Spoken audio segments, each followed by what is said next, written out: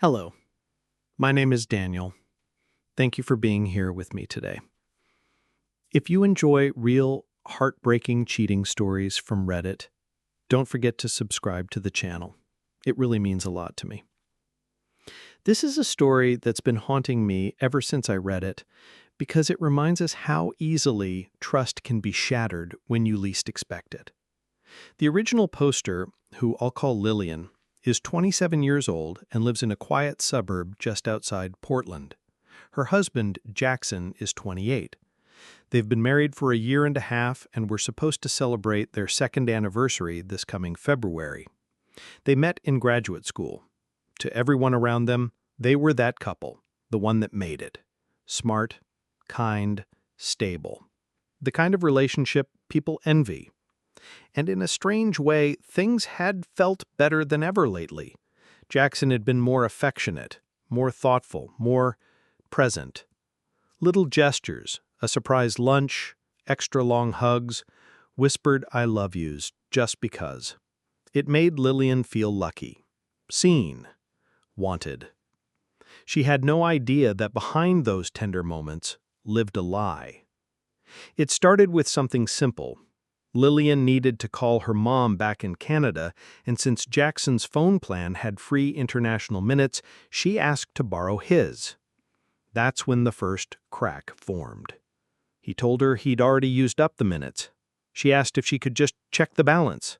He snapped, said he was playing a game on his PS5 and just wanted to be left alone. She let it go, told herself he was just stressed. But that moment planted a seed, and it began to grow. Over the next few days, every time she brought up the phone, he got tense, defensive, short. At one point, he did hand it over, but stood so close she could feel his breath on her shoulder. The moment she tried to switch apps, he snatched it back, muttering that he needed it for work. Lillian hadn't been trying to pry. All she wanted was to access PayPal to sort out a shared subscription. But his behavior, it didn't sit right. So she did something she never imagined she'd do. While pretending to scroll through her own phone, she watched him out of the corner of her eye. Every time he unlocked it, she took mental notes. Eventually, she figured out his passcode. The only time he wasn't glued to it was when he slept. That night, Lillian lay awake listening to his breathing. When she was sure he was out, she reached for his phone. Her hands trembled, her heart pounded so loud she was scared it would wake him. She opened WhatsApp. At first, nothing seemed off. No suspicious names, no sketchy messages. She almost put it back. But then she found the archive, and everything fell apart. There, buried where most people wouldn't think to look, were hundreds of messages between Jackson and a coworker. Not just any coworker, a woman named Marla. She was 41, married, and had a 12-year-old daughter. She'd met her. She'd been over to their house for dinner once. Reading those messages was like watching her marriage dissolve in real time. There were pet names, secret jokes, long confessions. Jackson telling Marla how he counted down the hours until she got back from vacation. He wrote, I wish your husband wasn't going to be at the airport. I just want to hug you. I miss you so much. I love you. Lillian's stomach twisted. She felt herself unraveling. Nausea, heartbreak, rage, disbelief all crashing into her at once. And beneath it all, numbness. A kind of silence in her soul, like someone had pressed pause on her entire life. The next morning when Jackson got up to leave for work, she couldn't even look at him. She told him she felt sick and wouldn't be getting out of bed. He offered to take her to the doctor. She declined, said her friend would help. And he left. She didn't know what to do, didn't know how to breathe, let alone confront him. Part of her wanted to scream. Part of her wanted to pretend she never saw any of it, to hold on to what little illusion remained. But deep down she knew this wasn't salvageable, not when he'd already said those words to someone else. Still, she wondered, was it her fault somehow? Did she miss something along the way? Had she become less?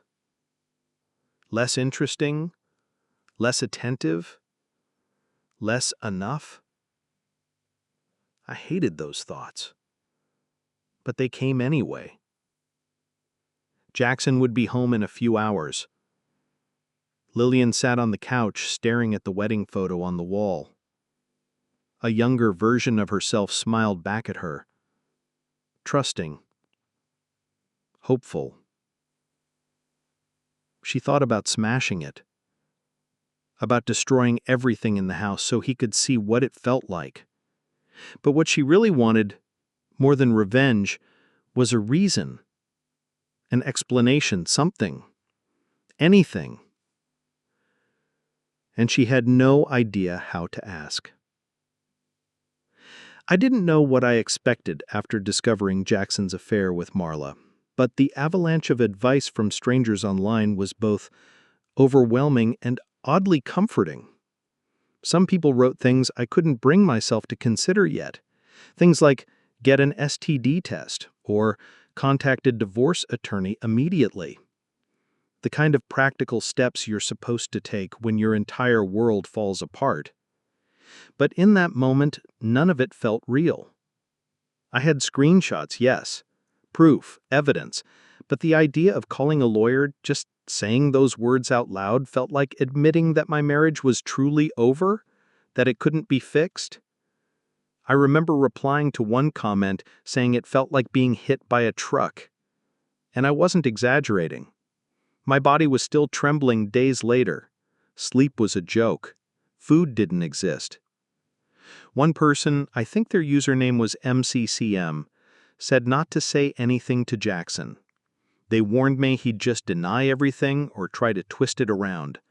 They said, "You'll never be in a stronger position than you are right now.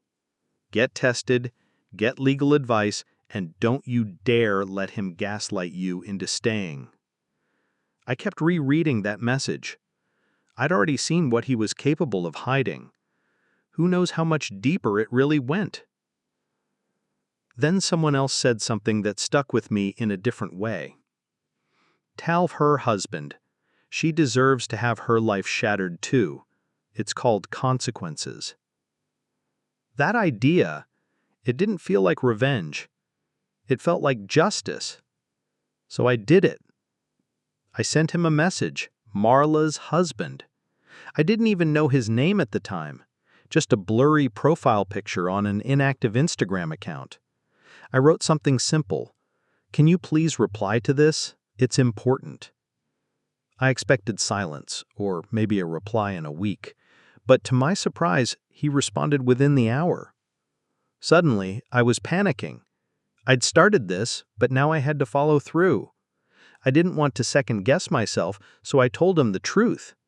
That my husband, Jackson, was having an affair with her wife. That they worked together. That I had screenshots. I attached a few, just enough to confirm everything. Just enough to change another person's life. I hadn't even spoken to Jackson about any of it yet. He was still at work, still unaware that his double life had begun to collapse. Looking back, I think the moment Marla's husband saw those messages, everything unraveled. Maybe he confronted her. Maybe she panicked and warned Jackson. Because Jackson didn't come home at his usual time. Not even close. I sat there in silence, surrounded by things that used to mean something. Our books. The framed photo from our honeymoon in Maui. The blanket he used when he was sick. I was going to leave without telling him. That had been my plan.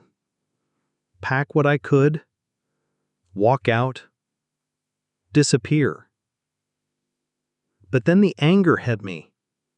The kind that hums low in your chest and won't let you rest. I wanted to hear him say it. I wanted to ask, why? Even though I already knew he wouldn't give me a real answer. Still, I hesitated. until I realized something simple and devastating. Jackson wasn't the man I thought he was. He was never going to apologize, never going to admit anything. He was a coward. So I booked a flight. I was still at the airport, waiting for the results of my COVID test when he called. His name lit up the screen, and for a second I froze. My fingers hovered over the screen, and then I answered. I wish I could say the conversation brought clarity, but it only confirmed everything I feared. He didn't ask if I was okay. He didn't say he was sorry. He just told me to wait, that we'd take the next flight together, that we'd talk. I asked him why I should even consider that, and then he said something that made my blood run cold. "It's your stupidity that's made this worse," he told me. "You do realize we live in a Muslim country, right? Adultery is illegal here. I could go to jail. You're putting us both at risk." Not once did he take responsibility. Not once did he show any regret for what he'd done. It was about consequences now. His. He actually ordered me to stay, to sit and wait for him at the airport. I didn't. I told him I was leaving, that if anyone had broken the law, it was him. I wasn't the one sleeping with a married coworker. He should have thought about all that before he destroyed our marriage. Then I turned off my phone and boarded my flight home. A few hours after turning off my phone, I boarded the flight. I remember staring out the window as the plane ascended, watching the city lights blur beneath me. I wasn't crying. I think I was too hollow for tears by then. My body was there, but my soul felt suspended somewhere between shock and sorrow. Back in Portland, everything felt colder than I remembered. The trees were bare, the air had a quiet bite. I returned to my parents' home. Temporarily, I told them. They didn't ask questions that first night. They just let me sleep. But when the sun rose, so did the weight of it all. My marriage wasn't just broken. It was gone. I felt nothing for Jackson anymore. Not love, not hate, just an emptiness where my trust used to live. And as if it wasn't enough that he betrayed me, he had the audacity to flip the script. When he found out I had left, he didn't beg for forgiveness. He didn't even apologize. Instead, he accused me of ruining everything. Said I'd overreacted. Said I'd destroyed his life. Apparently, his boss had fired both him and Marlid the moment their affair became public. And not just that, Jackson was blacklisted. He couldn't even get another work visa for that country now. All because, in his words, I blew things out of proportion. It didn't end there. Since he fled in such a panic, we still had several months left on the lease, all prepaid. There were unpaid bills, furniture to sort through, utilities to cancel, and instead of taking responsibility, he dumped it on his friends, begging them to sell everything off, to clean up the mess he made. His parents? They didn't call to check on me. They didn't ask if I was okay. They called to yell, said I'd ruined his career, said I should have handled it like a wife. I almost laughed. But thankfully, my parents, my friends, even some of Jackson's relatives, they knew the truth. They saw the screenshots. They heard the voicemail he left me, and they made it clear I wasn't the one who destroyed our marriage. A few people online had suggested I get revenge, but revenge wasn't in my heart. There was no satisfaction to be found in his downfall, no joy in watching his life unravel. I didn't want alimony. I didn't want furniture. I didn't want a single dollar from him. I just wanted peace. I reached out to my former employer, and they welcomed me back without hesitation. I also started reconnecting with friends I'd lost touch with while living abroad. Slowly, I began to find little pieces of myself again. Jackson, however, wasn't done. Through my lawyer, he hinted at wanting to talk, maybe reconcile. I didn't even entertain it. I told my lawyer clearly, There would be no direct contact, no phone calls, no meetings. If Jackson had anything to say, he could say it through legal channels. The reality was harsh. My divorce would take time, possibly up to a year. Apparently, in this state, if one party wants reconciliation, the court often grants a mandatory waiting period. And Jackson, ever the manipulator, decided to take full advantage of that. That Friday, we went before a judge. My lawyer presented the screenshots of his messages with Marla. She explained how I found out, how I quietly left, how I'd tried to move on with dignity. I hoped the evidence would be enough. I even asked Jackson, one last time, to set me free. He said nothing. Until the judge asked him for his side. That's when he started sobbing, literally sobbing. He cried, "I made a mistake. Please, I want to make it right." He turned to me, tears streaking his face, and whispered, "I love you. Just give me another chance." I couldn't even speak.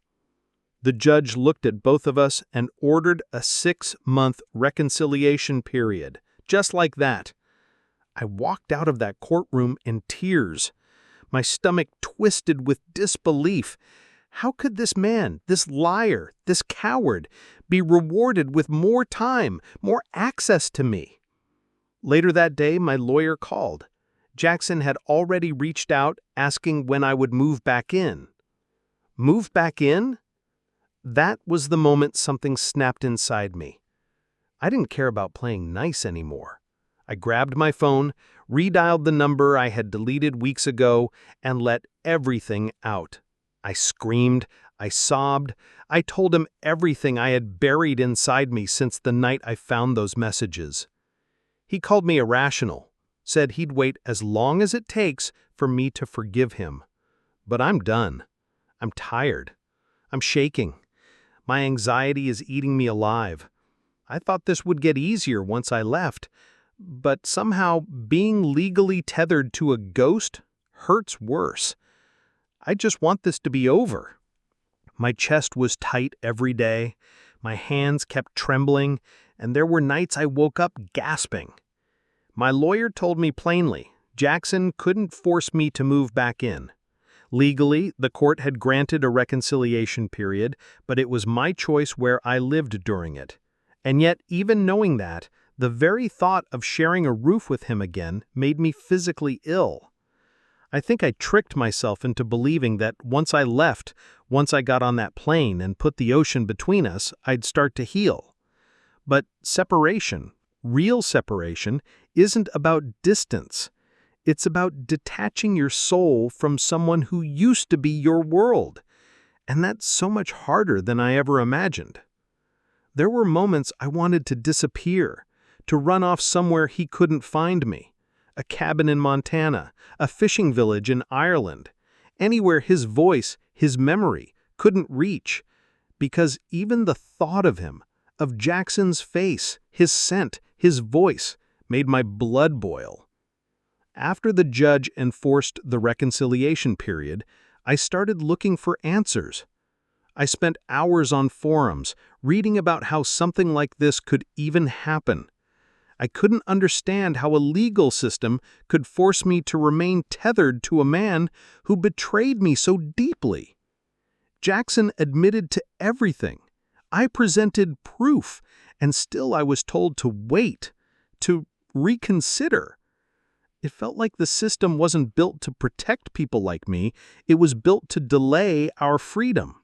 So I made my own plan. I asked my lawyer if I could leave the country. He warned it might reflect badly in court and Jackson could try to use it against me. I didn't care. I needed air. I needed to be somewhere that wasn't soaked in memories of him. I canceled my old visa. Jackson had been my sponsor anyway. And thankfully, my employer stepped in to sponsor a new one. It was the first real lifeline I'd felt in months. Ava, my best friend since college, was also living in Dubai. She shared a cramped apartment with a couple and another roommate, and she'd been itching to move. When she offered to find a place for the two of us, I said yes immediately. She hunted down the listings, negotiated the lease, and had everything set before I even landed. Technically, I moved in before I arrived. Those first few days in the new apartment were strange. The silence was different, not heavy like the silence in Portland. It felt transitional, like a blank page. Then one of Jackson's friends contacted me. He still had some of our old furniture, stuff Jackson left behind in his frantic exit. I told him to keep it, but he insisted I take what I wanted. So I did. I sold most of it, cheaply, through a second-hand app.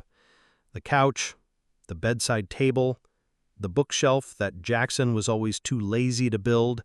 I kept only what had always been mine, my baking gear, the stand mixer I bought myself for Christmas, a few pans, and the TV Jackson had been so proud of.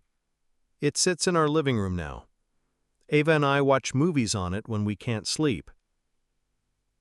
During that time, I also heard again from Marla's husband. He had messaged me a few times after I left, but I hadn't responded. I wasn't ready. Part of me wanted to block him completely, but after things settled a bit, I replied. He was going through hell, worse than me in some ways. Because he couldn't even file for divorce in the UAE. The complaint he filed against Jackson had serious consequences. Adultery is illegal there, but pursuing a case like that meant his wife, Marla, could also be prosecuted. He didn't want his daughter to grow up watching her mother go to prison, so he dropped it. Instead, he moved out, paid for a hotel, waited for the school year to end so he could return to Australia with his daughter and file for divorce there.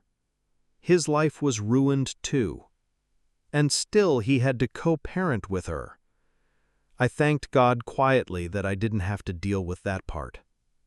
No children, no permanent ties, nothing left binding me to Jackson except the slow grind of the legal process.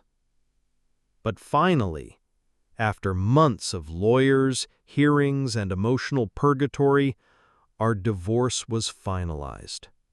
January 16th. I circled the date in my planner.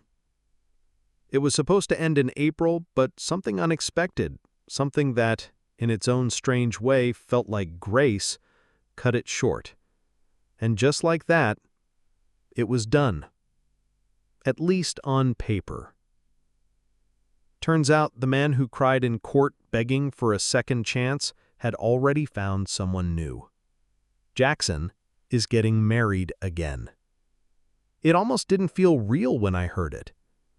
He applied to terminate our marriage, yes, the same one he was desperate to save, and I didn't hesitate to sign the papers. I flew home to Portland on January 5th, signed the documents on the 10th, and by the 16th, it was all over. There was no dramatic courtroom moment, no final confrontation, just quiet paperwork and cold signatures. We didn't even get the same judge, so I never had that moment of validation, the one where I could look him in the eye and say, "I told you so." But I got what I needed. Closure. I returned to Dubai by January 26th, not with joy, not with triumph, but with something more solemn. Peace. I'm not dating anyone seriously. There is someone I've been talking to, but I'm cautious now. Not cold, but careful. My heart isn't ready to be thrown into something new just yet. I'm still mending what was broken.